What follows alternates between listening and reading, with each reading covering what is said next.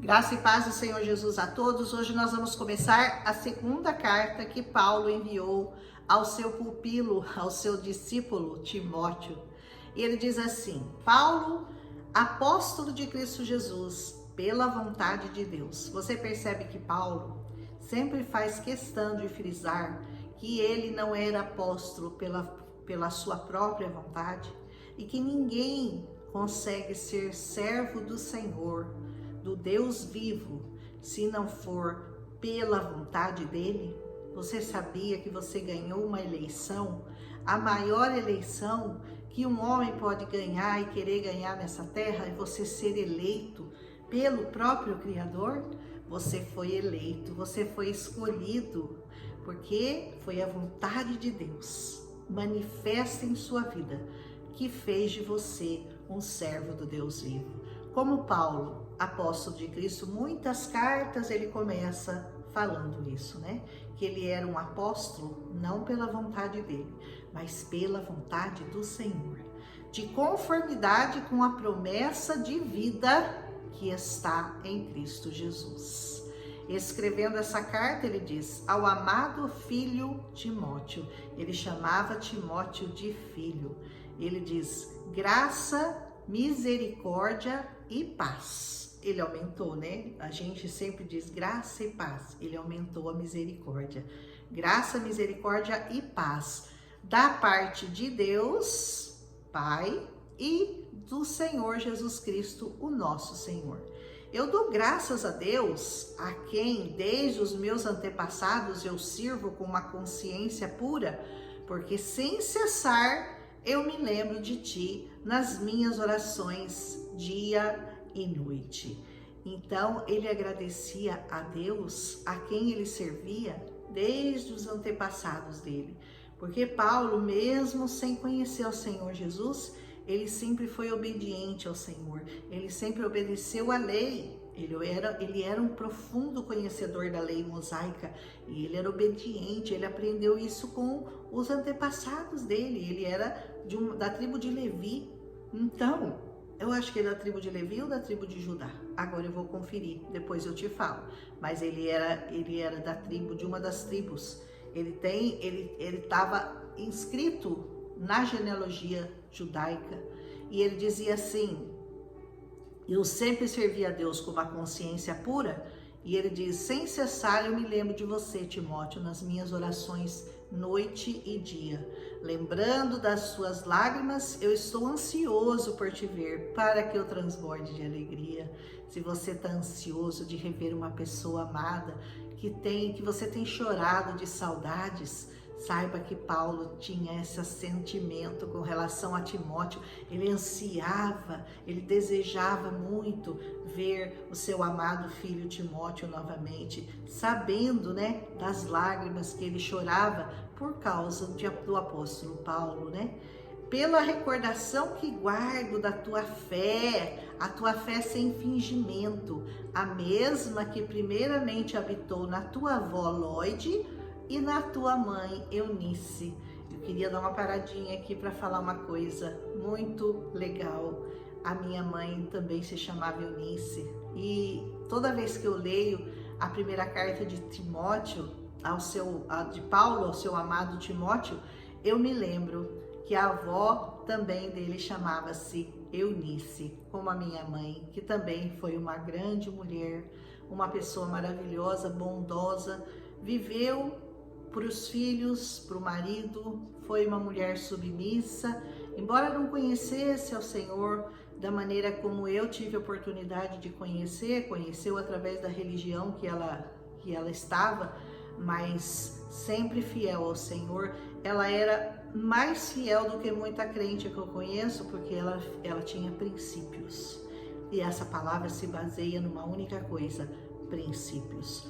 Os princípios estavam nela, embora ela não conhecesse profundamente essa palavra, não tivesse tido a oportunidade de estudar essa palavra, mas mesmo assim os princípios estavam ali, bem presentes na minha mãe Eunice. E eu estou certo que também está em ti. Por essa razão, eu te admoesto que você reavive o dom de Deus que há em ti pela imposição das minhas mãos. Você sabia que você recebe dons de Deus através da imposição de mãos de homens de Deus? Se você ainda não recebeu nenhum dom de Deus e você anseia receber esse dom de Deus, peça a um homem de Deus para impor as mãos sobre você e assim ele passar para você os dons que o Senhor tem para a sua vida através da imposição de mãos. Porque Deus, diz o apóstolo Paulo, não tem nos dado um espírito de covardia, não. Nós temos recebido um espírito de poder, de amor e de moderação. Amor, poder e moderação. Moderação é muito importante, viu? Você tem que ser uma pessoa moderada, uma pessoa ponderada, uma pessoa sensata, uma pessoa calma, uma pessoa paciente, mas você tem poder naquilo que você fala, porque você carrega essa poderosa palavra na sua boca. Não te envergonhes, portanto, do testemunho do nosso Senhor. Não tenha vergonha desse evangelho e nem de seu encarcerado, que no caso era ele, né? Que sou eu, diz Paulo. Pelo contrário, participa comigo dos sofrimentos a favor do evangelho segundo o poder de Deus. Paulo se orgulhava de estar preso por causa do amor que ele tinha a essa palavra e por causa da fidelidade dele ao Senhor Jesus. Ele diz, participa comigo dos sofrimentos, mas se alegre.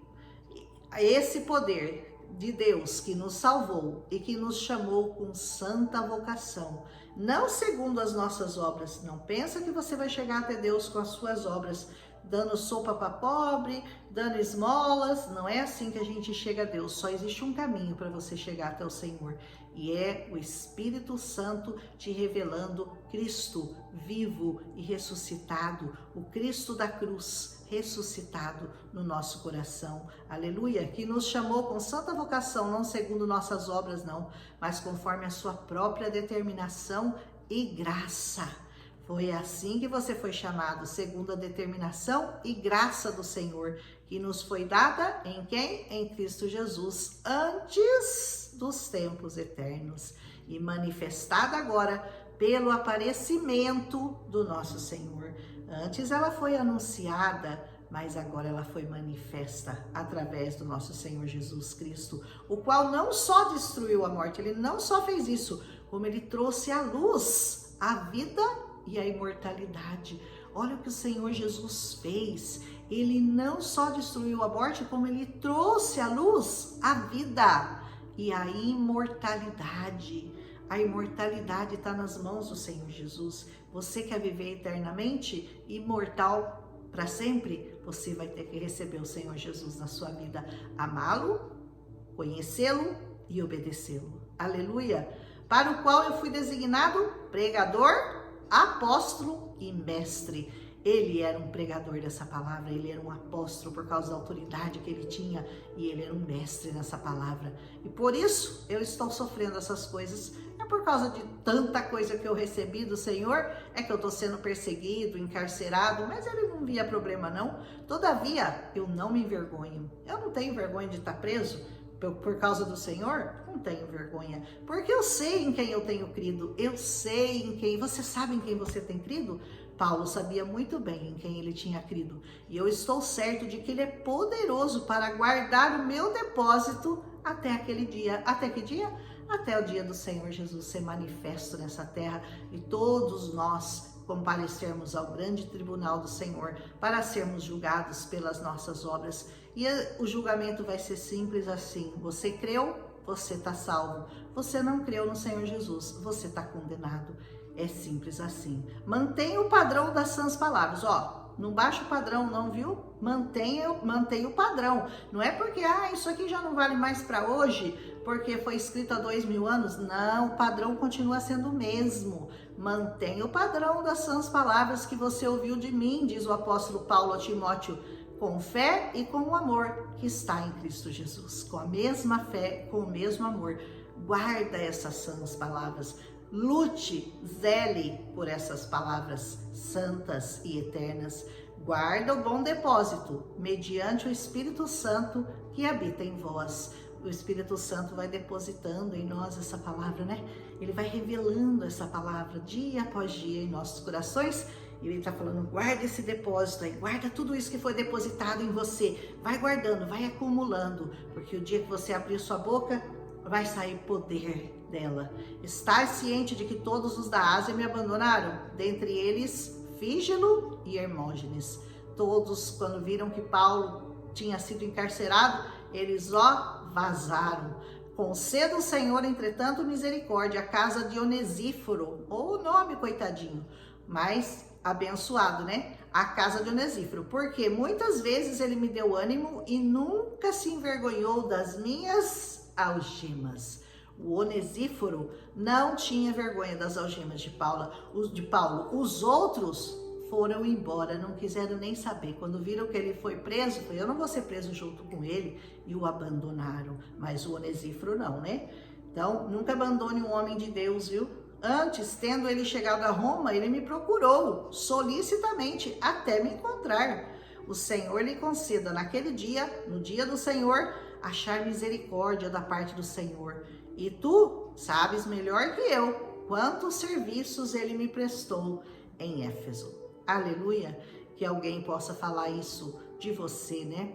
Olha, que o Senhor te guarde até o dia em que ele for ser manifesto nessa terra, que ele guarde, que ele te conceda misericórdia para a sua vida, que você ampare, que você proteja, que você defenda a causa do Evangelho e os homens que estão à frente, hoje numa posição perigosa, porque defender essa palavra agora virou risco para as pessoas, risco de cadeia, risco de prisões. Você pensa que essa história foi encerrada lá no tempo de Paulo, porque falar de Jesus era um problema? Voltou a ser um problema, sempre será um problema, porque falar a verdade ofende aqueles que amam e querem viver as suas vidas na escuridão, das trevas, dos seus pecados, entregues aos seus prazeres, entregues aos seus próprios desejos carnais, e eles não só querem praticar, mas eles querem ouvir Deus falar que pode,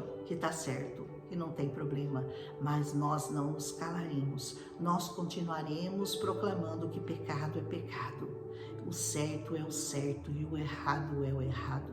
Esses dias eu estava comentando com uma pessoa que eu sempre achei muito redundante o fato de Deus dizer, né, em Gênesis, ele começa o livro de Gênesis dizendo assim, no princípio Deus criou o homem e a mulher, macho e fêmea os criou.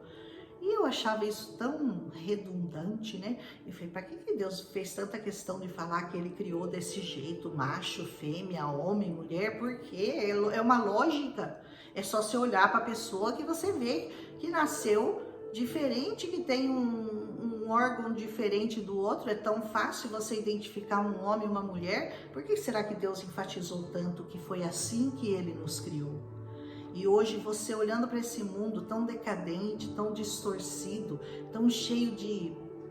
nem sei explicar o que está acontecendo na cabeça dos homens, eles não querem mais nem dizer que o homem nasce homem e mulher nasce mulher, é pecado você falar isso, é ofensivo, é homofóbico. E eu falo, Senhor, que ponto que nós chegamos, olha aqui, o Senhor sabia, né? Eu não sabia, eu não entendia, eu falava, mas que coisa óbvia Deus falar uma coisa tão óbvia dessa, e hoje já não parece tão óbvio para os homens, já parece questionável, até isso está sendo questionado. Imagina essa palavra todinha, com todos os princípios que ela traz para os seres humanos, de lealdade, de humildade, de paciência, de perdão, de não ser ganancioso e tantos outros problemas que a humanidade enfrenta. Que o Senhor traga revelação, que Ele te conceda naquele dia você encontrar também misericórdia da parte dEle. E você sabe, que Deus saiba quantos serviços você prestou à comunidade, quantos bens, quantas coisas boas você deixou de legado para os seus filhos, para os seus parentes, para os seus amigos, para todos aqueles que ouviram da sua boca essa santa palavra. Que o Senhor tenha misericórdia de todos nós e que nós possamos um dia na glória nos encontrarmos e sermos julgados e não condenados pelo Senhor. Aleluia. Um abraço. Amanhã nós continuamos com 2 Timóteo, capítulo 2. Estamos avançando rapidamente para o fim da Bíblia. E eu fico muito feliz com isso, de eu ter... Era um projeto que eu achava difícil de ser concluído, mas agora tá tão perto dele de ser concluído que eu me alegro muito no Senhor por Ele ter me capacitado a poder compartilhar com vocês toda essa palavra linda, poderosa, maravilhosa do Senhor Jesus. Deixa seu like se você puder e compartilha com as pessoas que você ama, se você foi edificado. Um abraço e até amanhã.